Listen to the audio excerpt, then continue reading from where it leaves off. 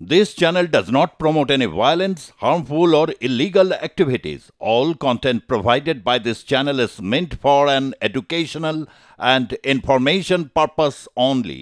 এবার ভারতের বিরুদ্ধে পরমাণু বোমা নিক্ষেপের হুঁশিয়ারি ইতিমধ্যে বাংলাদেশের প্রাক্তন সেনাকর্তার। নিউক্লিয়ার বম্ব বানাবো এবং সেই মন্তব্য করে ভারতকে কার্যত হুঁশিয়ারি দিল প্রাক্তন সেনাকর্তা, বাংলাদেশের প্রাক্তন সেনাকর্তা colonel Ali Ahmed. Nuclear bomb বানাবো এবং তারপর ভারতের ওপর হামলার হুঁশিয়ারি। মোদি বাবু আল্লাহকে ভয় করেন, নিউক্লিয়ার বম্ব লঞ্চ করব, ভারতকে পরমাণু হামলার হুমকি বাংলাদেশের প্রাক্তন সেনাকর্তা আলী আহমেদের।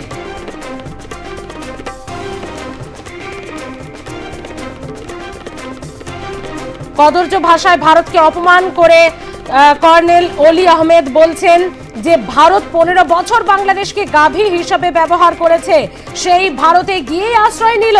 আমাদের অনেক বন্ধু রাষ্ট্র আছে যাদের কাছে নিউক্লিয়ার বম্ব আছে, তারা দিতে রাজিও আছে, শুধু সময়ের অপেক্ষা। হুঁশিয়ারি অলি আহমেদের, প্রাক্তন সেনাকর্তা অলি আহমেদের এই হুঁশিয়ারি ভারতকে। নিউক্লিয়ার বম্ব লঞ্চ করব, ভারতকে পরমাণু হামলার হুমকি বাংলাদেশের প্রাক্তন সেনাকর্তা কর্নেল অলি আহমেদের। কদর্য ভাষায় ভারতকে অপমান করে তিনি বলছেন যে ভারত 15 বছর বাংলাদেশকে গাভী হিসেবে ব্যবহার করেছে, সেই ভারতে গিয়েই আশ্রয় নিল। আমাদেরও অনেক বন্ধু রাষ্ট্র আছে যাদের কাছে নিউক্লিয়ার বম্ব আছে, তারা দিতেও রাজি। সুতরাং আপনি ব্যবহার করবেন, আমরা এখানে কলা চুষবো, এটা হবে না। এখানে থেকেও নিউক্লিয়ার বম্ব লঞ্চ করা হবে এবং তারপর সেটি ব্যবহার করার হুঁশিয়ারি। ঠিক কি ভাষায়, কিভাবে বক্তব্য দিয়ে ভারতকে হুঁশিয়ারি দিয়েছেন অলি আহমেদ, শোনাবো। ফাঁদে পড়েন না, আল্লাহকে ভয় করেন, নববধূর ফাঁদে পড়েন না, বাংলাদেশের বিরুদ্ধে অবস্থান গ্রহণ করেন না। আপনাদের অনেকগুলি দেশের অর্থনীতি নির্ভর করে বাংলাদেশের উপরে। বাংলাদেশের সাথে পাঙ্গা দিলে এটা খুব কস্টলি হবে। আমি কয়েকটা মিটিংয়ে বলেছি, অ্যাটম বোমার ভয় দেখায়েন না, নিউক্লিয়ারের ভয় দেখায়েন না। আমাদের অনেক বন্ধু রাষ্ট্র আছে যাদের কাছে নিউক্লিয়ার বোম আছে এবং তারা দিতে রাজি আছে। সুতরাং আপনি ব্যবহার করবেন, আমরা এখানে কলা চষবো, এটা হবে না। এখান থেকেও নিউক্লিয়ার বম লঞ্চ করা হবে। টিট ফর ট্যাট, বন্ধুত্ব চান বন্ধুত্ব, শত্রুতা চান শত্রুতা। আল্লাহকে ভয় করেন, নববধূর ফাঁদে পড়েন না, বাংলাদেশের বিরুদ্ধে অবস্থান গ্রহণ করেন না।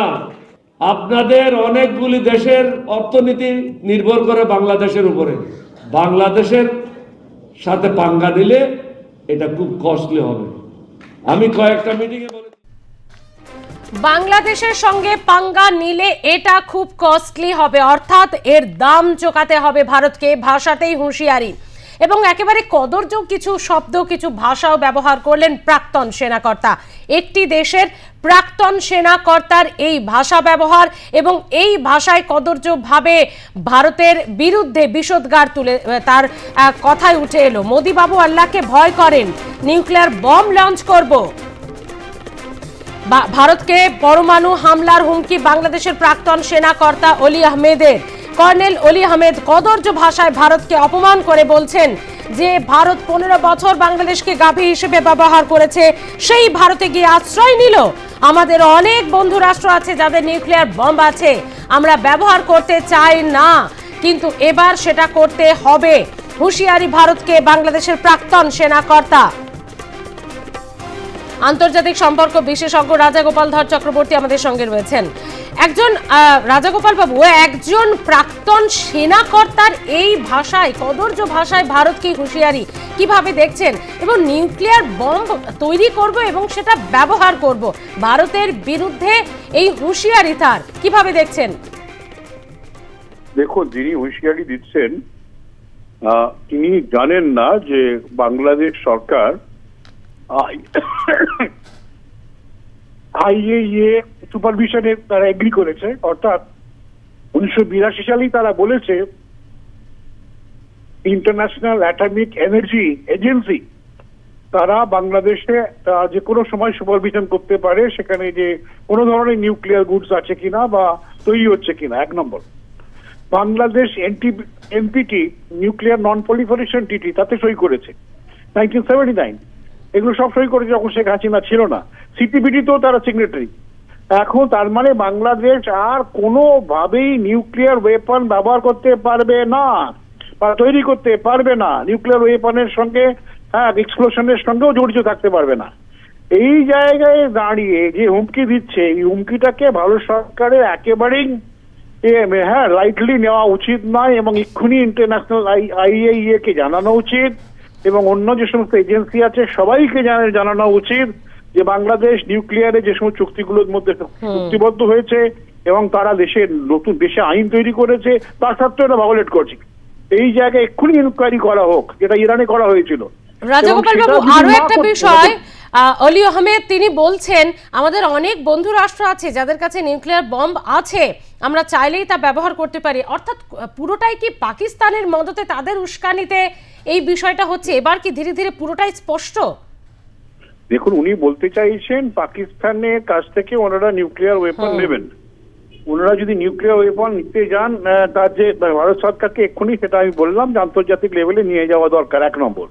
এখন এটাও বলতে পারেন যে পাকিস্তানও ব্যবহার করতে পারে, পাকিস্তানও ভারতের বিরুদ্ধে নিউক্লিয়ার ওয়েপন ব্যবহার করতে পারে।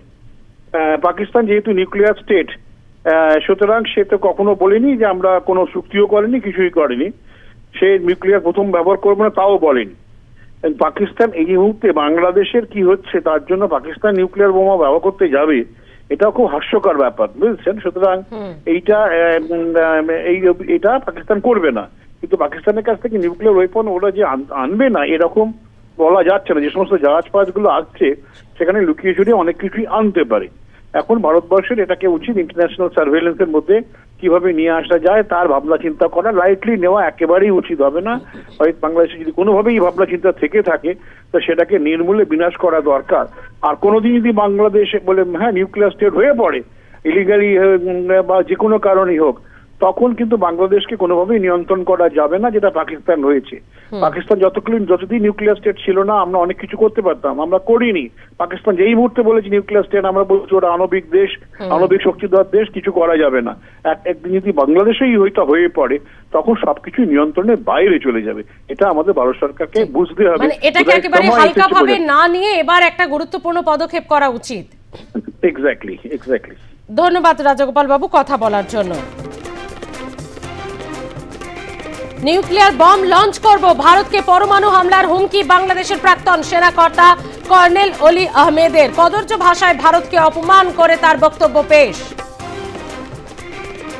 অলি আহমেদ প্রাক্তন এই সেনাকর্তা ঠিক কতখানি কদর্য ভাষায় ভারতকে হুঁশিয়ারি দিলেন শুনুন আরো একবার।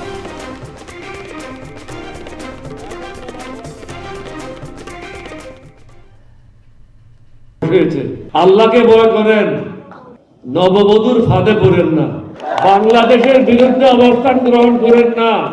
আপনাদের অনেকগুলি দেশের অর্থনীতি নির্ভর করে বাংলাদেশের উপরে। বাংলাদেশের সাথে পাঙ্গা দিলে এটা খুব কস্টলি হবে। আমি কয়েকটা মিটিংয়ে বলেছি, অ্যাটম বোমার ভয় দেখায়েন না, নিউক্লিয়ারের ভয় দেখায়েন না। আমাদের অনেক বন্ধু রাষ্ট্র আছে যাদের কাছে নিউক্লিয়ার বোম আছে এবং তারা দিতে রাজি আছে। সুতরাং আপনি ব্যবহার করবেন, আমরা এখানে কলা চষবো, এটা হবে না। এখান থেকেও নিউক্লিয়ার বম লঞ্চ করা হবে। টিট ফর ট্যাট, বন্ধুত্ব চান বন্ধুত্ব, শত্রুতা চান শত্রুতা হয়েছে।